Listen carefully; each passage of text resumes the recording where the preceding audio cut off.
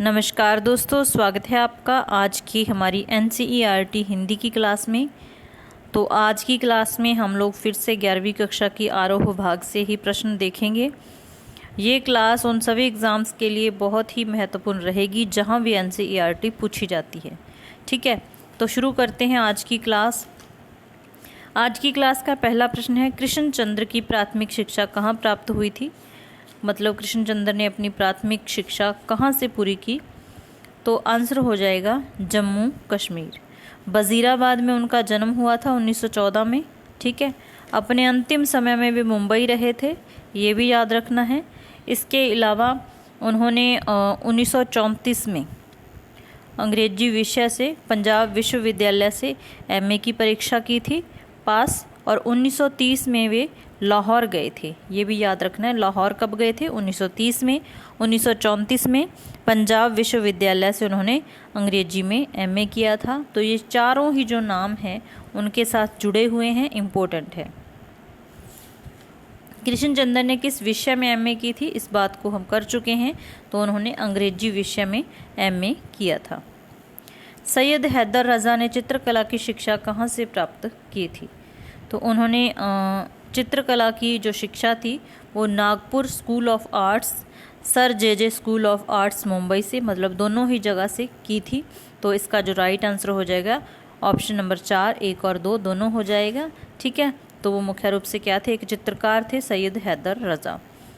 सैयद हैदर रज़ा 1950 में किस देश से छात्रवृत्ति प्राप्त कर वहाँ गए और अध्ययन किया? तो कौन सा देश था? फ्रांस। कब छात्रवृत्ति मिली? 1950 में मिली, ये भी ध्यान में रखना है। और कौन सा देश था? फ्रांस। बिंदु उनकी कला रचना के केंद्र में है, उनकी कई कलाकृतियों बिंदु का रूपाकार है, यह कथन किसके बारे में है? तो बिंदु मतलब कि किसके बारे में ये बात हो रही है? तो सैयद हैदर रज़ा क्या थे? चित्रकार थे। तो ये सारा मतलब जो बात हो रही है ये सैयद हैदर रज़ा के बारे में ही हो रही है। यहाँ पर हैदर रज़ा लिखा हुआ है। आत्मा का ताप के लेखक कौन हैं? तो आत्मा का ताप भी सैयद हैदर रज़ा की ही रचना है। ठीक है, तो मतलब कि एक रचना से जुड़े जितने भी प्रश्न बन सकते हैं, कोशिश मेरी यही है कि सारे प्रश्न कवर करवाए जाएं। रजनी का लेखक कौन है? तो मन्नू भंडारी की रचना है रजनी। जामुन का पेड़ किसकी कृति है? तो जामुन का पेड़ कृष्णचंद्र की कृति है। किसकी है? कृष्णचंद्र की कृति है ये। मेरे तो गिरधर गोपाल दूसरों न कोई पद को संकलित संपादित करने वाले कौन हैं? तो ये हो जाएंगे नरोत्तम दास। कौन हो जाएंगे? नरोत्तम दास। लोग कहें मीरा भाई बावरी, न्यात कहे कुलनासी में न्यात से क्या अभिप्राय है? तो यहाँ पर जो न्यात का अर्थ है वो हो जाएगा कुटुंब के लोग। क्या हो जाएगा? कुटुंब के लोग। पथिक कविता किस कवि की है? तो पथिक कविता राम नरेश त्रिपाठी की है। ठीक है, 12वां हमारा प्रश्न है, इनमें से कौन सी पत्रिका का संपादन राम नरेश त्रिपाठी जी ने किया था, मतलब करते थे? तो वो पत्रिका है वानर।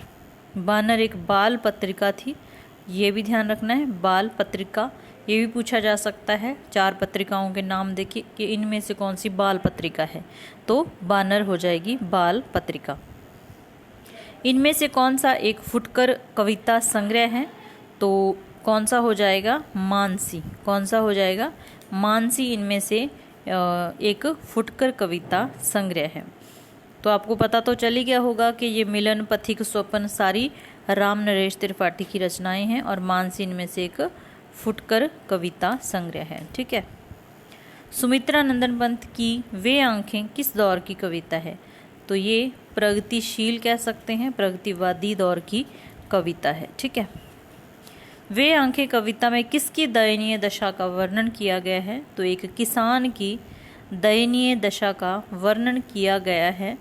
वे आंखें कविता में कवि ने किसान की आंखों की तुलना एक अंधेरी गुफा से की है, जिसका अंधकार कभी ख़त्म नहीं होता। उसी प्रकार से किसान की जो आंखों में पीड़ा है, दर्द है, वो कभी ख़त्म नहीं होता, चाहे वो स्वतंत्र भारत का किसान हो चाहे प्रतंत्र भारत का। ठीक है, तो ये सारी बातें बे आंखें कविता में की गई हैं।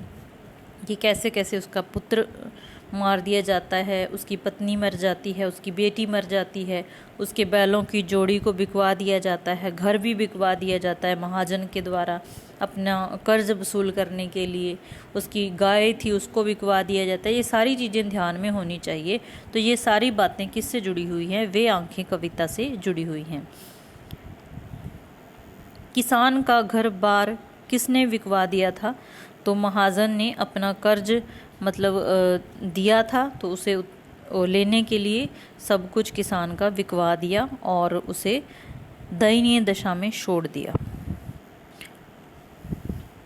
सुमित्रा नंदन पंत का बचपन का नाम क्या था? तो बचपन का नाम याद रखना है, गुसाई दत्त था। ठीक है, जल्दबाजी में भी कई बार हम लोग आंसर गलत कर देते हैं। एक जैसे नाम दिखाई दें तो ध्यान से पढ़ के आंसर करना है। घर की याद कविता किसकी है? तो ये हो जाएगी भवानी प्रसाद मिश्र की।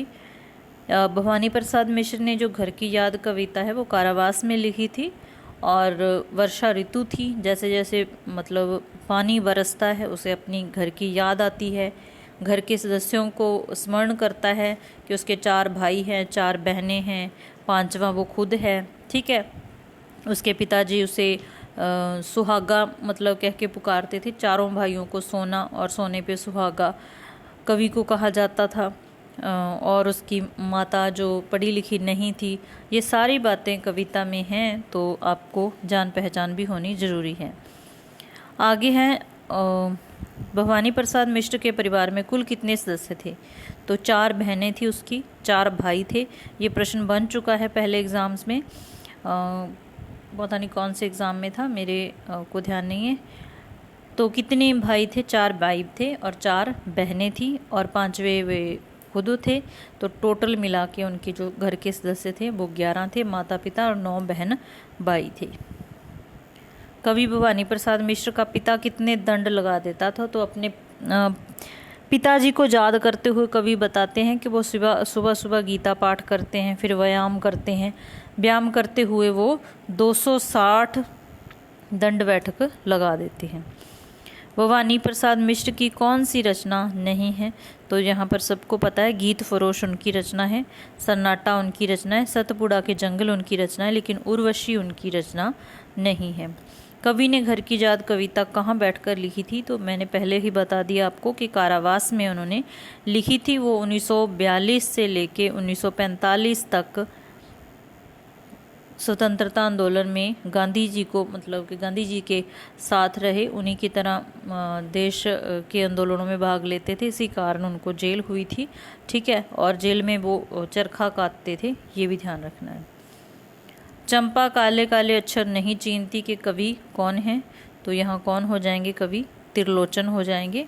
कौन हो जाएंगे? त्रिलोचन। ठीक है, हिंदी में सोनेट को स्थापित करने का, हाँ जी, हिंदी में सोनेट या अंग्रेजी छंद कह सकते हैं, को स्थापित करने के लिए कौन जाने जाते हैं? तो कौन जाने जाते हैं? त्रिलोचन जाने जाते हैं। चंपा का स्वभाव कैसा था? चंपा का स्वभाव बहुत ही चंचल था। ठीक है, लास्ट प्रश्न है आज की क्लास का। वे मुतमईन है कि पत्थर पिघल नहीं सकता। कथन में पत्थर शब्द का प्रयोग किसके लिए किया गया है? तो ये शासक वर्ग के लिए किया गया है। ठीक है, तो ये थी आज की क्लास।